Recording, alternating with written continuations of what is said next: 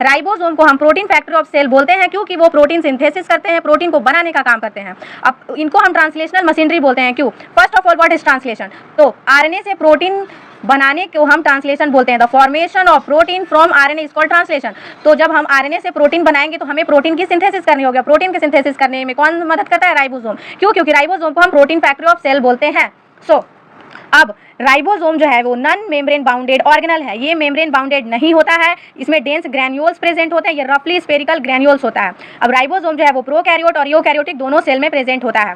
Ribosome का composition ये RNA और protein equal amount of RNA and protein से मिलकर बना है। राइबोसोम जो है वो साइटोप्लाज्म में प्रेजेंट होता है।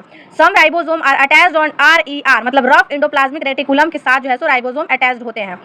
अब प्रोकैरियोटिक सेल में और यूकैरियोटिक सेल में कौन सा राइबोसोम प्रेजेंट होता है? तो 70S जो है वो राइबोसोम प्रेजेंट होता है प्रोकैरियोट में और क्लोरोप्लास्ट में, माइटोकॉन्ड्रिया में, और 80S राइबोसोम प्रेजेंट होता है यूकैरियोटिक सेल में। राइबोसोम के दो सब यूनिट्स होते हैं, एक लार्जर सब यूनिट होता है, एक स्मॉलर सब यूनिट होता है। तो प्रोकैरियोट यूकैरियोट दोनों में जो है सो डिफरेंट सब यूनिट प्रेजेंट होते हैं। For example in prokaryote 70S सब unit is present and in eukaryote 80S सब यूनिट इज प्रेजेंट, जिसमें से स्मॉलर सब यूनिट 30S का होता है, लार्जर सब यूनिट 50S का होता है। और 30S और 50S मिलके 70S सब यूनिट बनाते हैं। और यूकैरियोट में स्मॉलर सब यूनिट 40S होता है, लार्जर सब यूनिट 60S होता है। ये 60 और 40 मिलके 80S सब यूनिट बनाते हैं।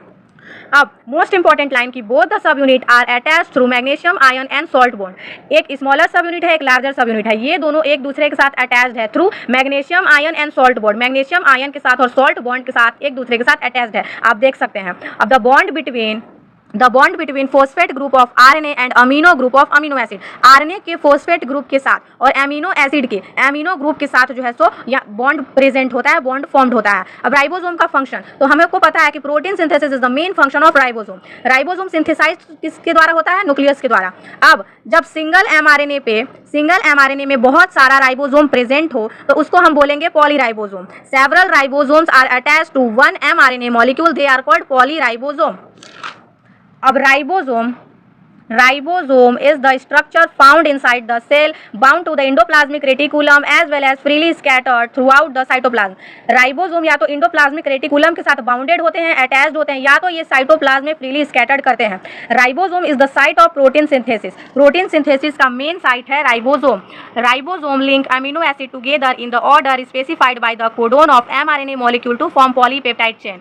राइबोसोम जो है वो अमीनो एसिड के साथ लिंक करके in the order specified by the codon of mRNA molecule. हमको पता है कि जो एमआरएनए होता है उसमें कोडोन प्रेजेंट होते हैं, तो जो एमआरएनए पे कोडोन प्रेजेंट होगा उसके एंटी कोडोन के साथ ये जो राइबोसोम है वो अमीनो एसिड के साथ लिंक करते हैं और फॉर्म करते हैं पॉलीपेप्टाइड चेन।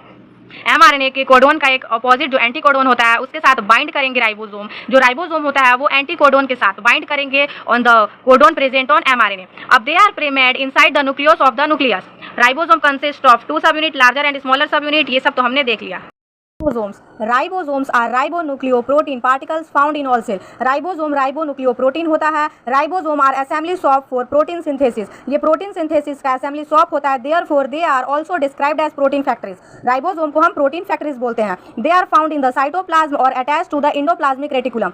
राइबोसोम या तो फ्रीली स्कैटर्ड होता है साइटोप्लाज्म में, या फिर वो अटैच्ड होता है, बाउंडेड होता है to the endoplasmic reticulum. Ribosome were first observed by Claude in 1941 and name them as microsome. Ribosome को पहली बार क्लाउड ने ऑब्जर्व किया था 1941 में और इनको नेम दिया था माइक्रोसोम।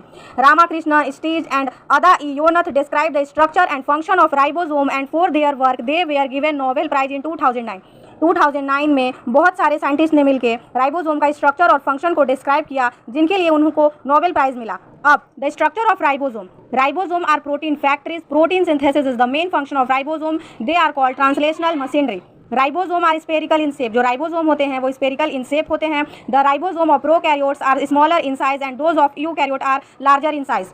जो प्रोकैरियोट्स होते हैं वो स्मॉलर इन साइज होते हैं राइबोसोम, और जो यूकैरियोटिक राइबोसोम होता है वो लार्जर इन साइज होता है। अब डायमीटर की बात करें तो प्रोकैरियोट्स में 150 एंगस्ट्रॉम होता है डायमीटर, और यूकैरियोट में राइबोसोम का डायमीटर 250 एंगस्ट्रॉम होता है।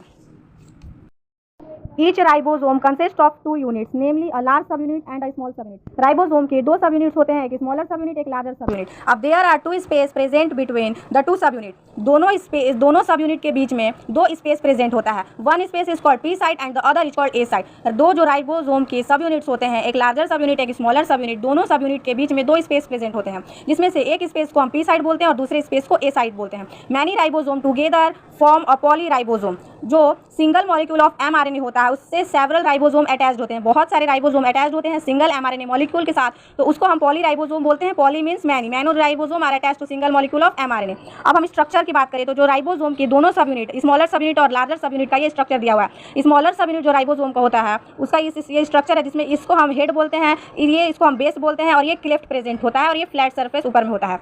और जो लार्ज सब यूनिट राइबोसोम का होता है उसमें नीचे की तरफ ये डिप्रेशन दिखा रहा है, ये बॉटम है, ये प्रोटूबेरेंस, जो ये प्रोजेक्शन जो निकला हुआ है उसको हम प्रोटूबेरेंस बोल रहे हैं, और ये जो स्टॉक निकला हुआ है इसको हम स्टॉक बोल रहे हैं.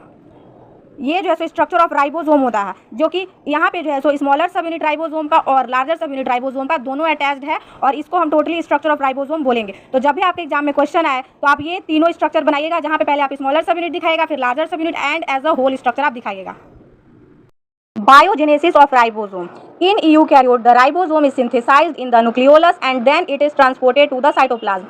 यूकैरियोट्स में राइबोसोम जो है वो पहले न्यूक्लियस में सिंथेसाइज हो जाता है, उसके बाद वो जाके साइटोप्लाज्म में ट्रांसपोर्ट होता है. प्रोकैरियोट में जो राइबोसोम होता है are synthesised in the protoplasm. Protoplasm में राइबोसोम. अब इसको याद करने का तरीका है कि प्रोकैरियोट में कैरियोट से आप प्रो को याद रखिए, वो जो है राइबोसोम सिंथेसाइज होगा इन the protoplasm. So pro is the trick. A function of ribosome. So protein synthesis is the main function of ribosome. Ribosome play an important role in protein synthesis. It is the assembly shop where amino acid are linked to produce protein. इसको ribosome जो है वो assembly shop होता है for the protein synthesis. यहाँ पे amino acid जो है वो लिंक करते हैं एक दूसरे के साथ ताकि वो प्रोटीन को प्रोड्यूस कर सके. Peptide bond formation. During protein synthesis ribosome link the amino acid by peptide bond. The 50S सब unit help in the peptide bond formation.